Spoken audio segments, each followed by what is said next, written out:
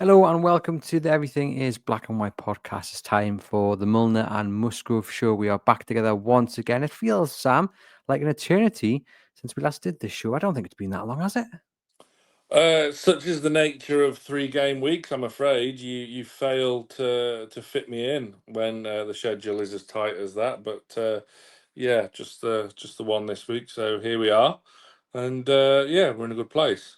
Yeah, there's a lot to talk about. It's a good week for Newcastle United, back up to third in the Premier League.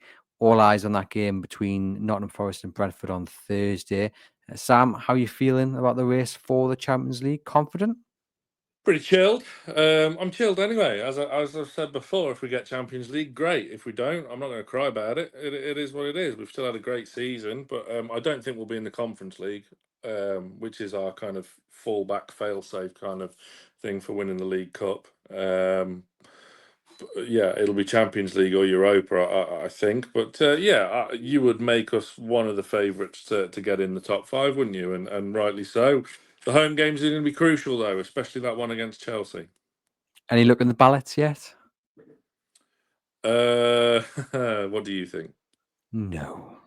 Well, I have to be honest. I'm working the day of the Chelsea game, so I didn't enter that one. But I am in for Everton on the last day of the season. Me and Charlie have applied for the sensory room again, so we'll see how we go for that one. But hopefully, fingers crossed, I should be at Brighton away, thanks to a friend of mine who can't go. So I'm always available last minute, and the ticket transfer process that the club have introduced this season is very much welcomed. Yeah, indeed, to you and a lot of people, no doubt. I mean, the Amex and me and John Gibson will talk about this in the match preview. It's not a happy place for Newcastle to visit, is it? So are you hoping, are you confident they can go down there and get a result where it's failed them in recent seasons? I'm not confident, but it is about time this record changed. And Brighton tend to finish the season with a bit of a whimper, kind of perennially. So it's about time. We could go there and nick a point. Why not? Why can't we? It's there's no reason why we can't potentially snatch a result. But I think if we win our home games, that will probably see us right. Yeah, and it doesn't matter, does it, whether it's second, third, fourth, or fifth, as long as it's in that top five and we get Champions League football, that's what counts. Yeah, yeah, that'd be an immense achievement, and probably, certainly in our lifetimes, the best season to be a Newcastle fan. If you could imagine a Champions League place and a trophy, an actual proper silver shiny trophy, yeah, just incredible. Well, it's funny you should say that because I did notice that you'd gone on a rival podcast last week to describe this season as the best ever.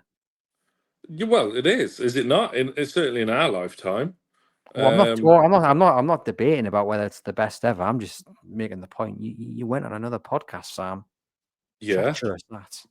How Not was it? really. It's fine. You do your friends a favour, and Raoul's is a good old mucker of mine. He's given me gratis tickets for his tour show in Stafford in a couple of months' time, so it's the least I could do, really. Yes, Sam went over onto the BBC podcast, BBC Radio Newcastle podcast, available on all good podcast apps. Do go and have a listen. But I'm I glad you're mean, back. I was surprised as you are because the BBC never booked me for anything normally. Well, they're missing out. I'm glad to have you back on this show, the Mulliner and Musgrove show. This has got your name in the title, Sam. Yeah. Remember that. I'm joking, by the way, people. It's good to see you on the BBC, Sam. Shall we dive straight in with our first topic of this episode? Are you ready? Okie doke. VAR. VAR. Goodness me. I mean, I'd just like to have a weekend where everything goes right and we're actually praising VAR for getting it right. But once again, we're going to sit here and we're going to have a massive rant about a decision at sending off, which I still can't get my head around at all. And it is even Nilsson sent off for a tackle on Mazzari, Bournemouth versus Manchester United. And really, Bournemouth, Sam, they were in control of that game. That sending off does change it for them. They've ended up throwing the lead away. The game finished 1-1 late on. When you watched that, I mean, did you watch it live? Did you see it live, or did you catch up with it afterwards? No, I watched it live. I watched that game, and then I had no real desire to watch Liverpool win a Premier League, so I watched the FA Cup semi-final instead. But yeah, I did see that, and arguably that decision could cost Bournemouth a place in Europe. It really could. Such is the fine margin of the race for not just the Champions League, but European places in general. I mean, relegation's done, the title's done. This is the European places is the only kind of interesting thing this season as a whole. The other two have been foregone conclusions for quite some time, and yeah, there was no intent whatsoever. It was completely accidental. He fell over. It just wasn't a red card. How someone could overturn that because it was a yellow on field, wasn't it? That was initially brandished, which is fair enough. I don't know how that goes past the realm of kind of. I always use the metaphor or the comparison. It's not a metaphor. The comparison of umpires calling in cricket. How it kind of goes beyond the realm of that was staggering. I don't get it whatsoever. And yeah, that could really cost Bournemouth because they've had an incredible season, as have the likes of Fulham as well, and teams that are still well in the hunt. But yeah, incredible that got overturned. I don't understand that at all. Really frustrating because Peter Banks, who was the referee on the pitch, gets the call right. He gives him a yellow card, which actually could argue is harsh in itself, but okay, yellow card. And then John Brooks, VAR, tells him to go to the monitor. And there's so many elements of frustration with it because, as we said there, the referee gets the decision right. So why is he then being advised to go to the monitor? It's not a clear and obvious error. Secondly, why doesn't he back himself? You watch that replay. I don't think he's helped because the first thing he sees is a slowed down and then kind of a still image of the striker's legs kind of in the air as he's falling. So it looks nasty. Yeah. Just play it in normal time, play at all angles, and you will clearly see that he slips. I mean, Match that did absolutely perfectly on their analysis. You can see that his left foot is planted and then he slips. I don't understand, even despite the first angle referee shown, because then he is shown other angles and then in real time, how he's looked at the screen and gone, "Oh yeah, I was wrong here. It's a red card." Like, have some confidence in your ability to make the right decision. It's baffling, absolutely baffling.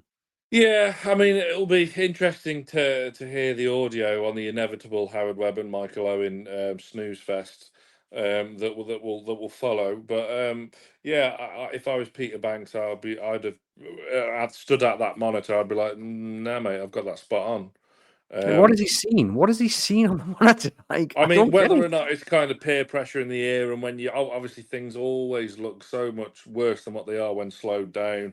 But even then, you can kind of see it was he'd fell. He was on his way over. I think the yellow card is fair enough because obviously it is essentially a foul, and these things happen. But there was no intent there whatsoever.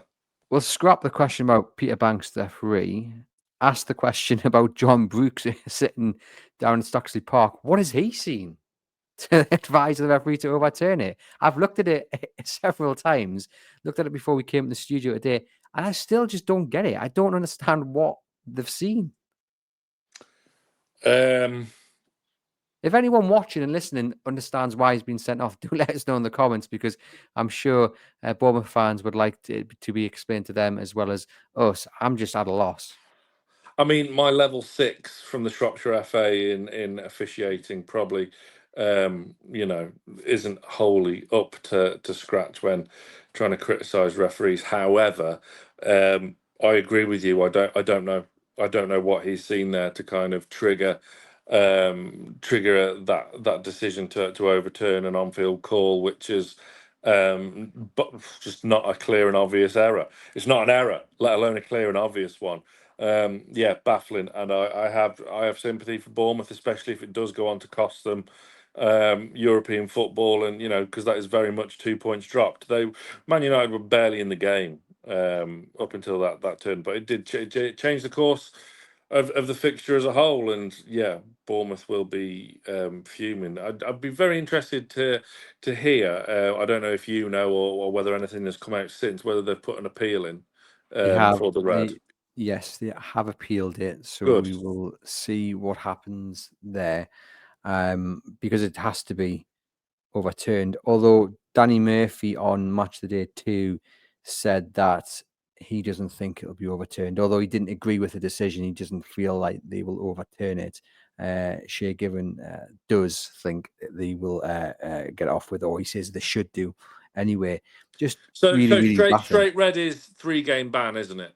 Yes, I So believe so. he may get the ban reduced to maybe We 1. should get it overturned. It's just Well, yeah, a wrong decision. I agree. And I think the other thing that it doesn't help with, and I don't subscribe to this at all, but straight away you went on social media after that red card was given, and the amount of people that were then suggesting it's a big club bias towards a team like Manchester United, big club, I say that in name only and reputation, of 10 years ago. It doesn't help those theories, does it? When you see decisions like this being made, I mean, let's be honest, and I'm going to speak for you. You can tell me that I'm wrong. It was a terrible decision by VAR and John Brooks, but it wasn't, I think, done to help Manchester United at all. That wasn't the reason it was done. It did help them, but it wasn't the reason it was done. I mean, you might argue with Sam. No, I wouldn't, because helping Man United achieve what? Finish 14th instead of 15th. Who cares? So yeah, I agree. It was just incompetence from the VAR official there. I don't think there was any bias towards Manchester United, because they domestically anyway they cannot achieve anything of any note this season. So obviously their priority is all in on winning the Europa League, as is Spurs. I mean, it'd be staggering to see a team finish 17th in the Premier League and qualify for the Champions League, but that's by the by. I thought it was just incompetence. And you're right. It would be quite something to see either one of those in the Champions League next season. And I am enjoying the meltdown on social media from fans of pretty much nearly every club, if you go searching for it, who are really kicking up a fuss that Manchester United or Spurs could be in the Champions League. I mean, I've got no issue with it. I mean, it looks a bit daft, but those are the rules. It's not like the rules have been adapted to suit Manchester United or Tottenham. They're just going to benefit from them. Do you genuinely think one of those will win that competition? Come on, Bill Bag. I mean, who Spurs got? Spurs have got the Norwegian side, haven't Bodo they? Glimt, and they're missing a Yeah. couple of key players as well. So yeah, up the Glimt. I mean, it would be quite something for Ange to win that second trophy and then get sacked in the summer, because Yeah, he's the having another. final is in Bilbao as well. So yeah, come on, Bilbao. Well, we'll keep a close eye on that. We're going to move from one struggling giant of a Premier League side to another, and it's not Tottenham, because we'll ask the question and we'll answer it very quickly. How is Ange still in the job? We'll leave that there. It But was the we're going to same talk about answer that I've given the past 3 times. It's because they're in the Europa League. Yes. We're going to talk about West Ham, though, because Okay. Graham Potter looked like a really good appointment. I think he's a very good manager, but it has not gone to plan whatsoever. They lost 3-2 to Brighton late on over the weekend. He's only won 3 of his 15 games in charge, and he's lost 8. He lost his cool slightly after the game against Brighton.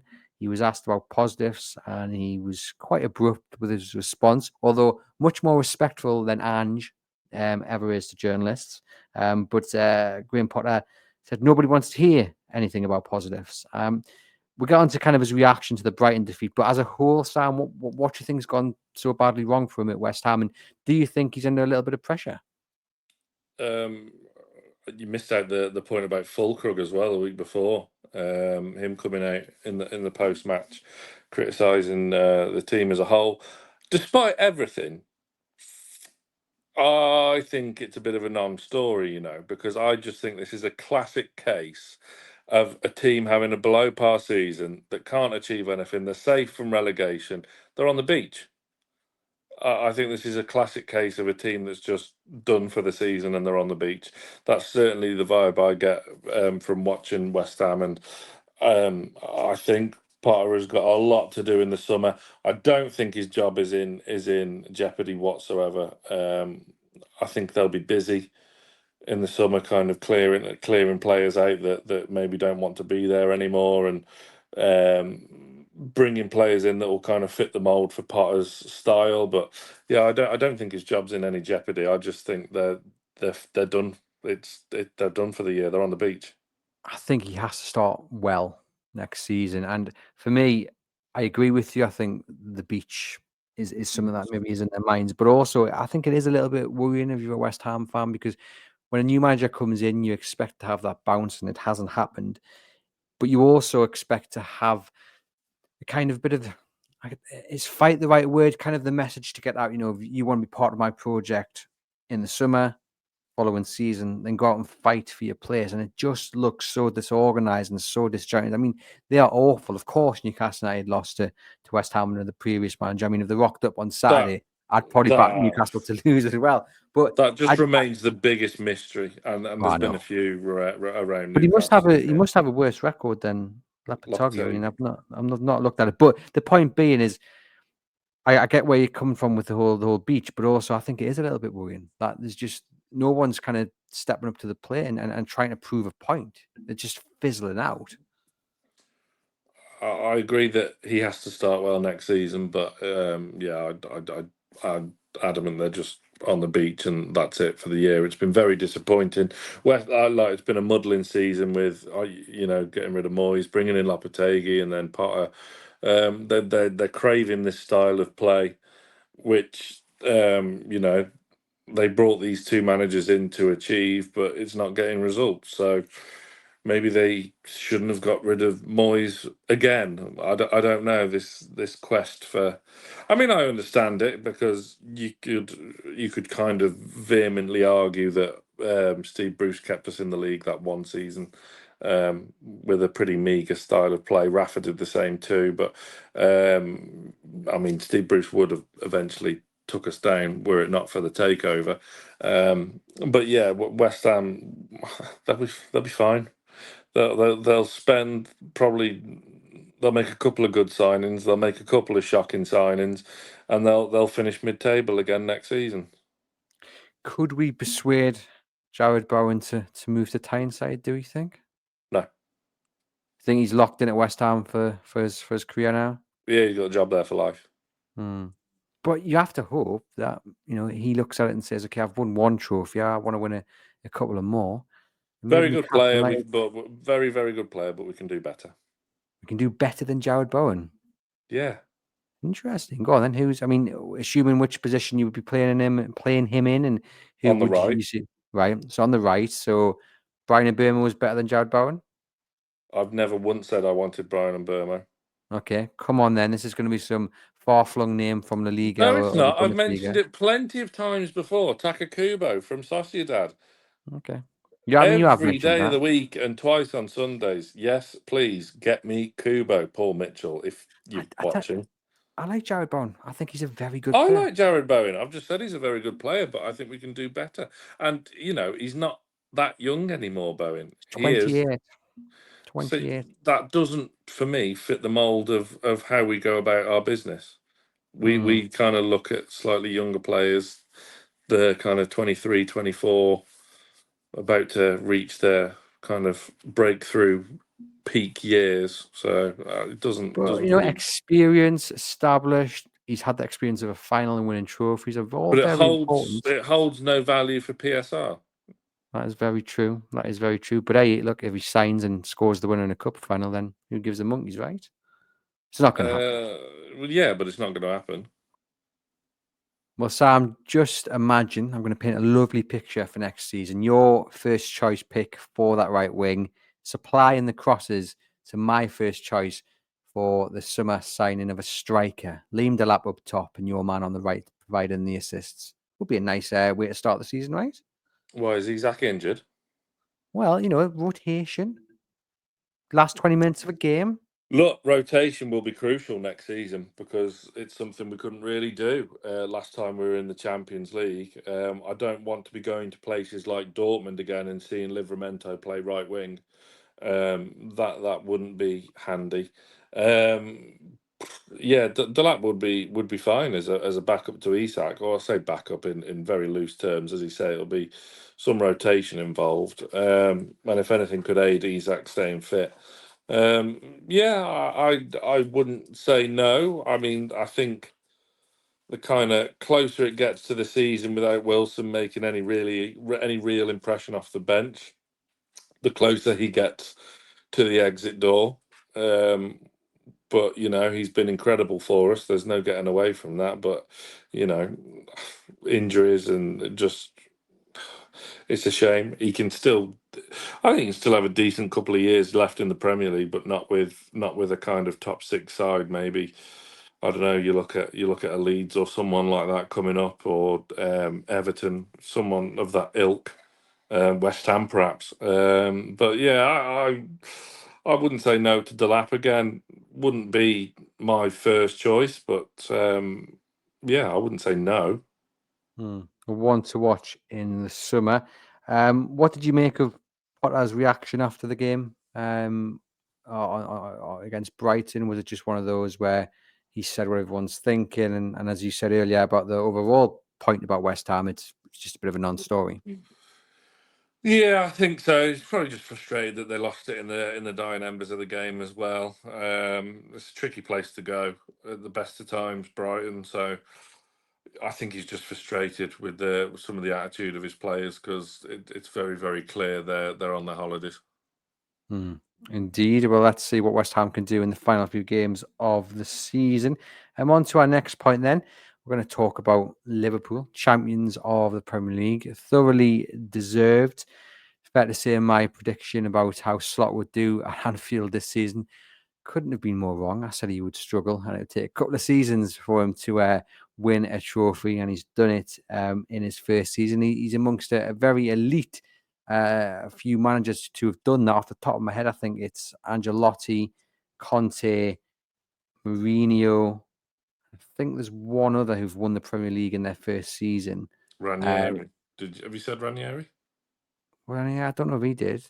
No, no, but I think it means first season For in the Leicester. Premier League. Oh, okay. Yeah, So but you're he's obviously including Ranieri for Chelsea, like? yeah, so I think I'm sure there's one other, but yeah, I mean, first off, look, I'm not a big fan of Liverpool, No. but you can't argue with how good they've been this season. They thoroughly deserve to be Premier League champions. Yeah, probably because everyone else has been pretty poor. Is one of the contributing factors. I was with you. I thought there'd be a bit of a tail off, considering the kind of lack of investment Slot got when he first came in, and yeah, they have done well. I think, but I think the title race as a whole has been done since October, due to the drop off of Man City in particular, and Arsenal just constantly tripping over themselves, and not having a striker, and concentrating on Isak, which was a waste of everyone's time.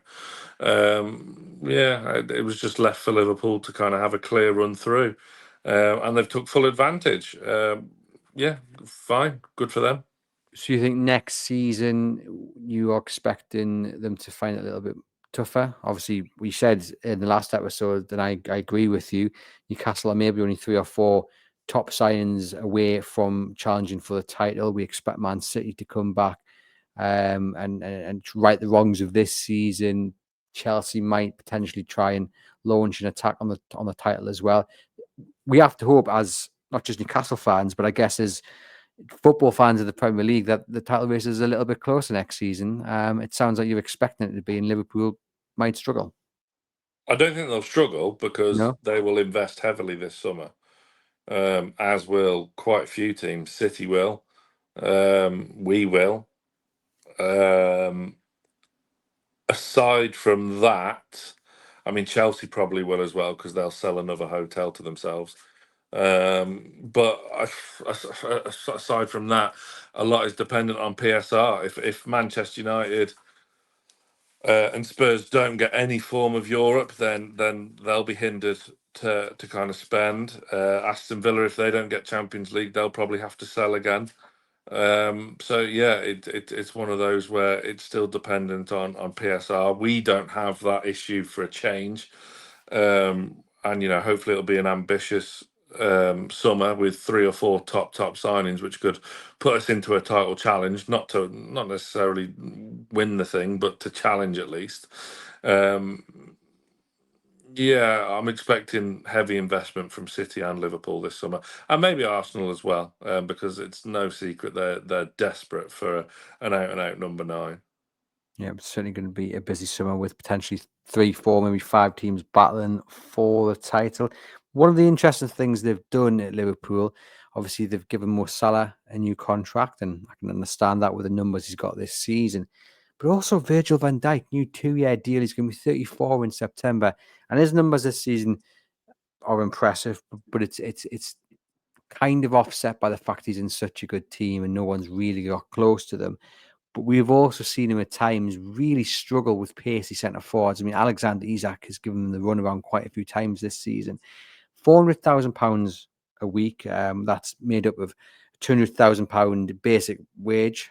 Sounds basic, doesn't it? And then I think there's basic performance-related bonuses that he can get to maybe take it up to £400,000 a week, which is absolutely crazy. And they say nurses have it tough. Yeah, I don't see him going on strike.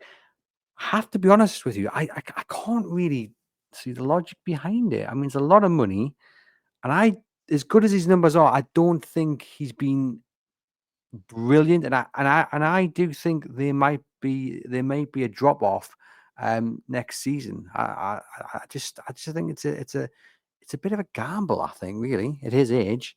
Yeah, but I think they'll still be in the market for a new centre back, and you'll probably see a kind of slow transition. You'll probably see him miss, like, maybe potentially start more games on the bench, particularly in the second year of his new contract. So yeah, I think they'll sign a centre half. I think they'll sign a left back as well, because Robertson's pretty similar. He looks like he's not the player of a couple of seasons ago.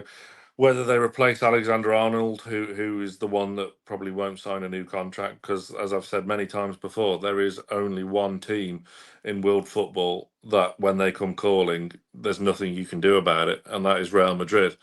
It's not Liverpool, and it's very much not Arsenal. So yeah, it's one of them for Trent. He'll fit Real Madrid superbly well.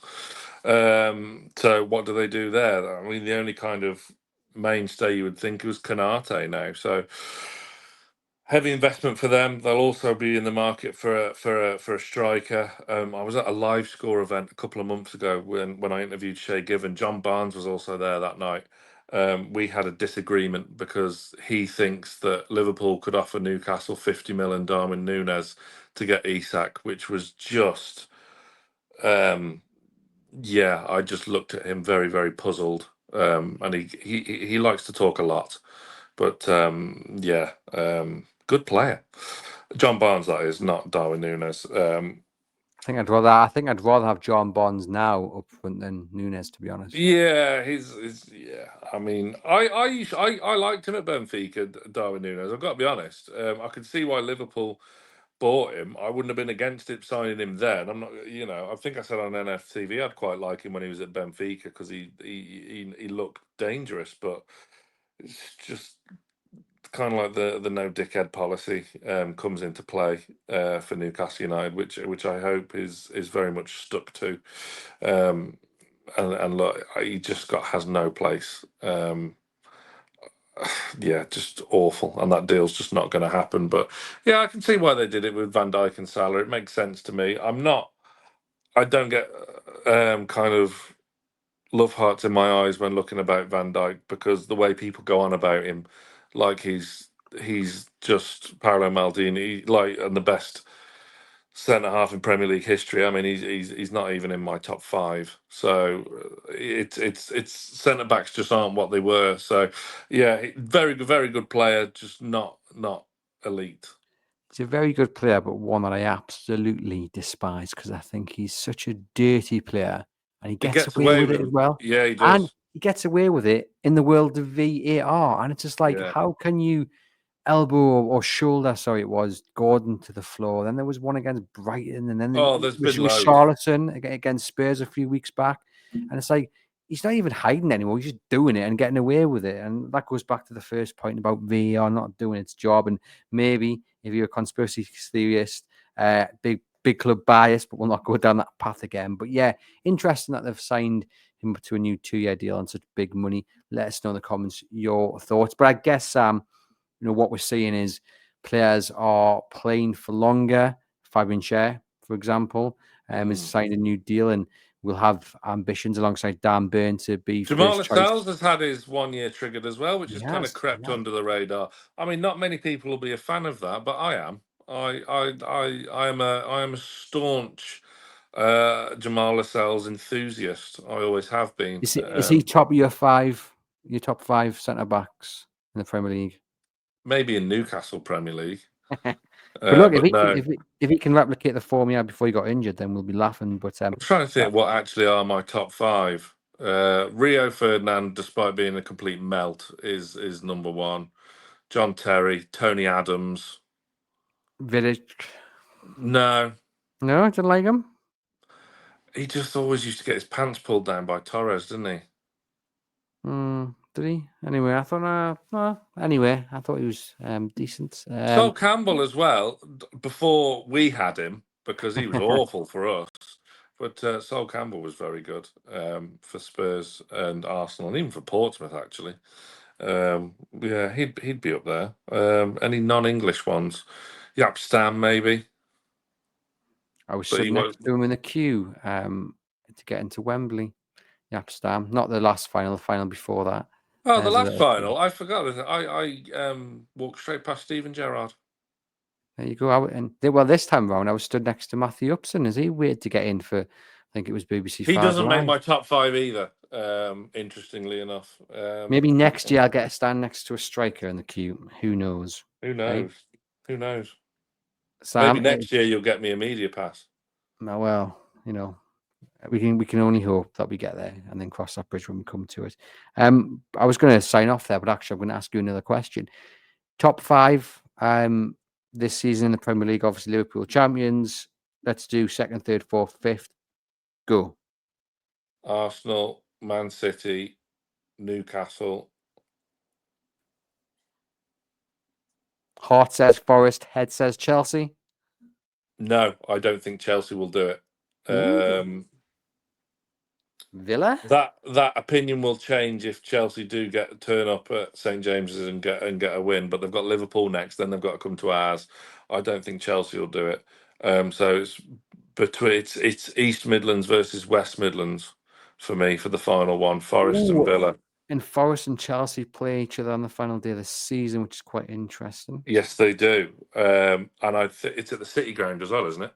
It is. Their running's pretty decent, to be fair, Forest. I mean, Brentford. People keep doubting Forest, but they just keep on Leicester. coming back and coming back. I'd probably say just about, because they've got the points on the board, and they'll go back up to third as well should they beat Brentford, which I'm expecting them to do. I think Forest will just edge it over Aston Villa. There we go. Well, lock those predictions in and see what happens. This has been the Everything is Black and White podcast, the Mulliner and Musgrove show, sponsored by NordVPN. The link for your exclusive discounted offer on your plan is in the podcast description box. One subscription can be used upon 10 devices. Protect yourself and support the podcast at the same time. For myself and Sam, we will see you guys next week.